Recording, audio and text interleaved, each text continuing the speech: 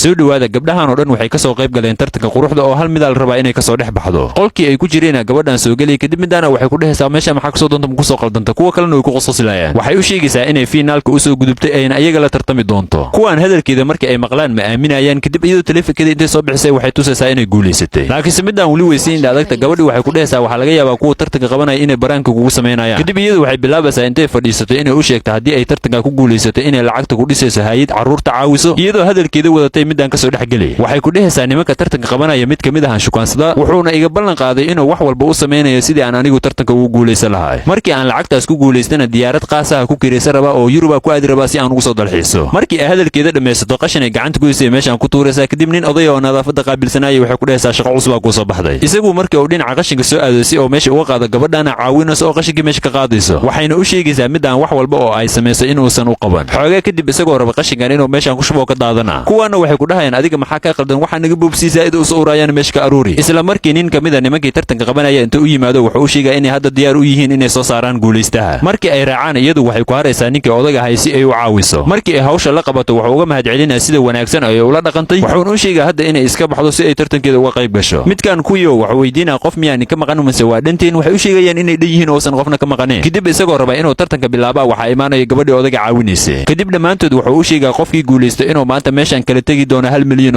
haddana waxaan diyaar u ahay inaan sheego qofkii tartankan ku guuleystay kadib marka ay qiimeynta ka soo gudubtay mid kasta oo iyaga kamid ah iyadoo sugaysa in magaceeda lagu dhawaaqa hal mar wuxuu ku dhawaaqa gabadhii odaga caawineeda magaceeda sacab kadib iyadoo aad ugu farxaysaa maadaama ay guuleysatay laakiin midaan ma aaminayso inay gabadhan guuleysatay waxay taagan tahay waxa laga yaabaa inuu qalad idinka dhacay isaguna waxa uu sheegay in wax qalad la yiraahdo ay meeshan ka jirin tartanku inuusan ahayn tartan quruxda oo kaliya iyo inuu sidoo kale yahay tartan qofka qiimihiisa lagu fiirinayo wuxuu bilaabaa marka inuu u shida muuqaal markii ay ku jireen qolka qiimeynta midana waxa la tusaa markii ay qashinka dhulka ku tuurisay si ay u dhibaataysan ninka odaga miskiinka yaa isgaaro ku dhaha wax kala ku dhimanay si daawo wili waxa la tusaa markii gabadhan ay qashinka ay dhulka ku tuurtay ay qaadayso si ay ninka odaga u caawiso waxay taagan tahay marka waxaan maxaa ka galay tartanka quruxda wili waxa ku dhimanay si daawo kartaa oo ku dhaha fadlan waxa la tusaa markii ay gabadhan dhehida hadii aan lacagta ku guuleystay hay'ad carruurta caawisa ku dhisa iyo iyadoo leh hadii aan anigu lacagta ku guuleystay waxa ku sameynaya mantaqaana diyaaradan keligay ku kireysana waxaana aadaa Yurub si aan ugu soo dalxiiso wuxuu dhahaa marka dhinac waxaan haysanaa gabar hadii ay lacagta ku guuleysato ku dhisayso hay'ad carruurta caawiso dhinaca kalena waxaan haysanaa gabar hadii ay lacagta ku guuleysato keligay diyaarad ku kireysanayso oo ku aadayso Yurub si ay ugu soo dalxiiso TV-ga soo fiiriyo ku dhaha wax kala ku dhiman inaad daawatid waxa la tusaa iyadoo ku istaagayso odaga miskiinka qashinka uu dhulka ka aruurinay waxay dhehaysaa ninkaas odaga waxa waaye shaqadiisa oo dhan inuu qashinka ka aruuriyo meelahan laakiin isaga intuu yimaado wuxuu u sheegay inuu ka barigiisu oo qabtay tartankan mar labaadna gabadhii caawisay wuxuu uga mahadcelinayaa wanaagga ay tustay iyo sida wanaagsan ay ula dhaqantay wuxuu bilaabaa marka inuu guddoonsiyo $1 milyan oo ay ku guuleysatay wuxuuna u sheegay inay u qalanto lacagtan iyadu markii ay gabadhan lacagteeda qaadatay midana waxay dhehaysaa aniga maxay igu talagasheen meesha ma iga tagaysiin wuxuu ku dhahaa fadlan TV-gaas ma daawo kartaa wax kala ku dhiman inaad daawatee waxa la tusaa markii ay dhehida waxaan isnaqaanaa nin kamid ah nimanka tartanka qabanayo booliska inta lagu waca waxa loo sheegay inay ku xadgudubtay tartanka shuruudihiisa muuqaalkan taas ku ekaadaalka soo gaartay like noo saar